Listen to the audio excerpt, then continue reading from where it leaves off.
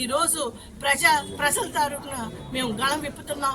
ఇదే ప్రజల కోసం ఎల్లప్పుడూ మంచి చేయవలసిన పార్టీయే వైఎస్ఆర్సీపీ.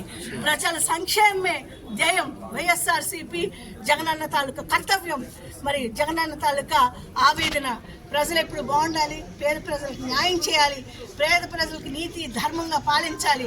అంతేగాని అధికారం కోసం ఇలా తప్పుడు మాటలు చెప్పి అబద్ధాలు చెప్పి ఇచ్చినటువంటి హామీ వాగ్దానాలు ఎలాగ మీరు పూర్తి చేయలేకపోతున్నారు. ఒక్క సంక్షేమ పథకం అందించలేకపోతున్నారు.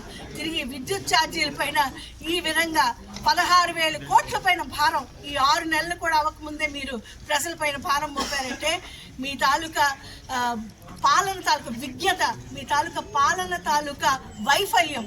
అంటే మీరు ప్రజలకు పరిపాలన చేయలేరు, మేము వైఫల్యం చెందామని ఈరోజు ముఖ్యమంత్రిగా చంద్రబాబు నాయుడు గారు, ఉప ముఖ్యమంత్రిగా పవన్ కళ్యాణ్ గారు, మరి కూటమి ప్రభుత్వం ప్రతి ఒక్క నాయకుడు, ఎమ్మెల్యే, ఎంపీ పూర్తిగా వైఫల్యం చెందారు.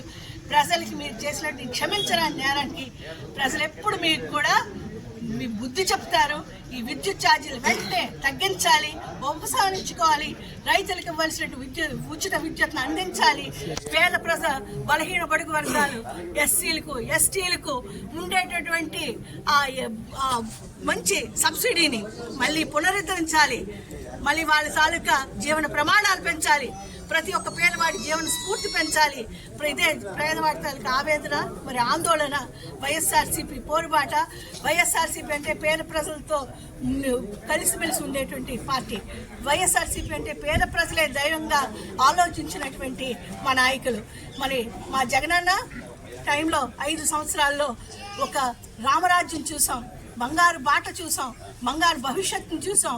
ఇప్పుడు 6 నెలల్లో ఆ బంగారు భవిష్యత్తును పూర్తిగా నేలమట్టం చేసి ఈరోజు పేద ప్రజల తాలూకా డబ్బును దోచుకొని పేద ప్రజలపై ఇబ్బంది గురి చేస్తూ పేద ప్రజలపై ఆర్థిక భారాన్ని, ఒత్తిడిని తీసుకొని వచ్చి మరి మీరు చేసినట్టు క్షమించిన నేరానికి ఎప్పుడు భగవంతుడు క్షమించడు, పేదవాళ్ళకి క్షమించడని తెలియజేస్తూ నమస్కారం.